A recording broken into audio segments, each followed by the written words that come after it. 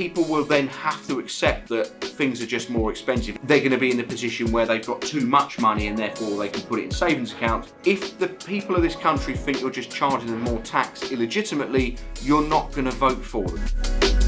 Right, so welcome to episode 5 of our series on me being asked 3 questions about employment, about people in work, people seeking work, and giving you my opinions and answers on subjects being put to me or questions being posed to me by either viewers of this channel or followers of us on our other social media channels. The approach of our channel is very much to give you a real insight into the actual workings of how things really work. If you like the sound of this channel, do consider subscribing to our channel, and if you do, click the bell icon and select all so you're not going to miss any one of our videos.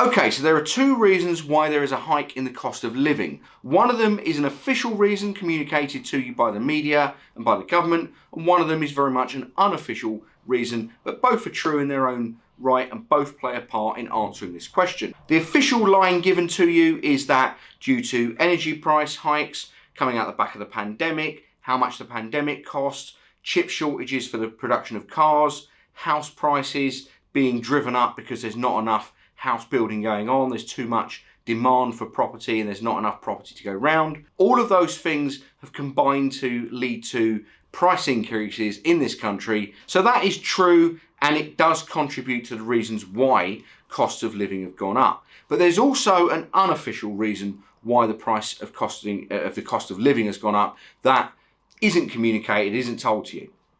And this is basically down to a few economic issues we've had recently that the government are engineering to be able to solve a problem. And they don't want to communicate it to the public because it doesn't sound great if you do it this way.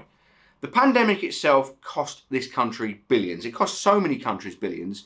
And through the entire chain of all of those, people have lost out on monies, and governments that have put themselves in quite a heavy amount of debt to be able to finance companies to stay in place, being able to put people through the furlough scheme, all of those things, that bill has to go to someone. And that bill would always go, again, at the end of the chain, to the taxpayer. But you've also got to look at it from a bigger picture perspective. If you're a government and you are a HMRC, Inland Revenue type organisation within that government, you've got to think of other ways of being able to recoup the tax apart from just giving massive tax rises. Because what that will effectively do is when it comes to the next votes, the next general election, if the people of this country think you're just charging them more tax illegitimately, you're not going to vote for them. So you don't want to make it too obvious. So you need to be a little bit smarter about how you do it. You still need to get that money back, but you need to engineer certain methods of legitimising it to the general public and the general voters. So how do you do that? If you increase the price of an item, whether it be something from abroad or whether it be something that's produced in this country, and you can legitimise and argue the reason why that price has gone up because there's not enough supply, and you can find a genuine argument and everybody's saying the same thing, then to the general public, people will then have to accept that things are just more expensive. It's unfair, but it's not the government's fault, is it? It's the suppliers in the first place. But on the other hand, why would the government want prices to go up for items in this country? Well, one of the taxes that they have that is already in place is called VAT.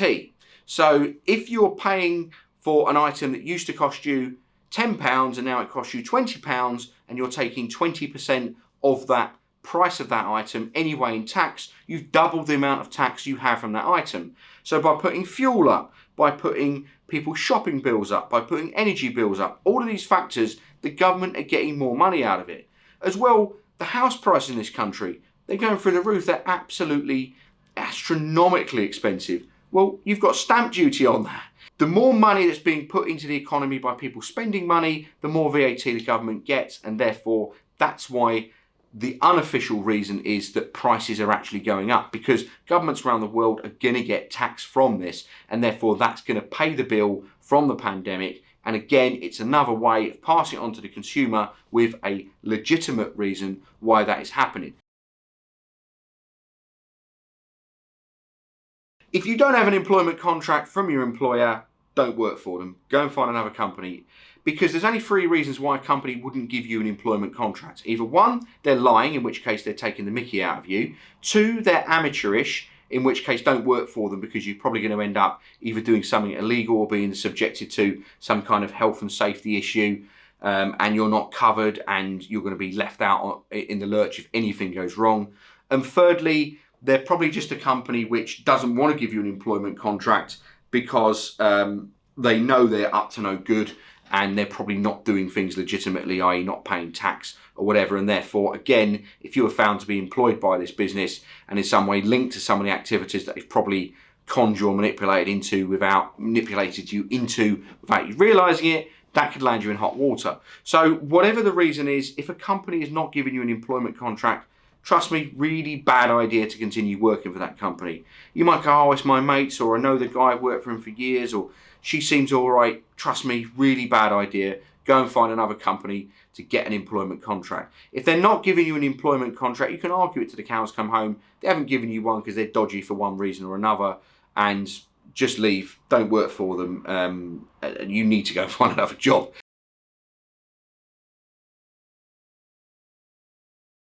Look, handing in your notice isn't exactly the most pleasant thing that people can do, and I can understand why people would be worried about doing it. You're in a position where not only can it be pretty awkward on the spot, where you can feel pretty insignificant, pretty nervous, and made to feel like you're letting people down, so you can go home and it can affect you, but you're also going to be in a position where for your notice period it can be pretty awkward for the next, let's say, 4 weeks. What are you going to be expecting? Well, if you know that it's going to be a difficult experience, then let's look at that answer. If you know from other people who've handed their notice in before that they don't really care and they just go, yeah, no problem, we'll see you later, then it's probably just going to be a fairly easy experience. But if it's going to be one that you know or suspect is going to be difficult, let's explore that to answer this question. So their first reaction will be surprise.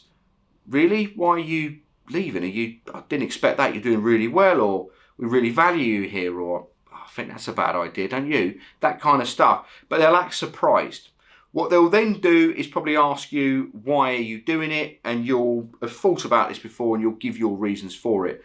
Whatever your reasons are, expect that person to then say, well, that's not a good idea. They'll disagree with you. They'll try and not ridicule your answers, but they will try to imply in some way, shape or form that your reasons aren't good reasons for leaving. And if you really thought about this, you sure that's a good idea? They'll try to make you think that your reasons for leaving are bad ones, okay? And they'll try to legitimize those reasons for it because they would have been in this spot before. They'll know roughly what to say, and they'll try to talk you around it initially. If you then stand by and say, no, I'm definitely leaving, that's how it is, what you will then find is they'll probably then go one or two routes. They'll either go defensive and go, well, that's, I'm annoyed by that. You've let me down. You're letting people down. I thought you were the better person. They'll try to turn it on you, or they'll then accept that, okay, you're leaving. Look, what do we need to do to try and keep you? And they might well counter offer you. Look, what's the numbers? Let me have a little chat with my boss. We'll see what we can do. We don't want to lose you. You're valuable, and they'll try and talk you around it. So you could have those things in a sequence. And sometimes even if they're on the defensive with you and then you still stick to your guns and go, no, I'm adamant, I'm leaving, then they might go, all right, let's try and do a counter offer for you. But the best thing to do, if you're adamant you want to leave, stick to your guns. Don't let them manipulate you. Don't let them change your course of action. Stick to your guns. If they haven't changed anything before and they're all of a sudden promising they're going to change things now only when you're leaving, trust me, nothing will change. It'll be the same old story. They're just doing it to try and save themselves the inconvenience of you leaving on your terms rather than it being on their terms. They won't want that. So stick to your guns and make sure you don't deviate from your path. You're making the right call. If you decided you're leaving for that company and you've come to the point where you're going to hand in your notice, you're doing right by yourself. Okay, so hopefully I've answered the questions for you today and given you a deeper insight. One quick announcement I do want to make is that I'm going to be on a podcast. It's on the James Sinclair podcast. If you haven't watched that before, check it out. Great podcast. Interviews some really interesting people. He's going to be asking me things about recruitment, about employment, about all sorts of stuff like that, about business, anything you like. And I'm going to be filming that next week. Don't know when it's going to be released, but I will put an announcement out on this channel. If you also don't follow us on our other social media channels, the links are in the description below on any one of our videos, but we're on LinkedIn and we're on LinkedIn and YouTube. So follow us on there and on Instagram as well, sorry. So check us out on those channels. And we'll see you for the next one. But if you haven't clicked the like button, make sure you click the like button now and subscribe to our channel and click the all button so you won't miss any one of our forthcoming videos.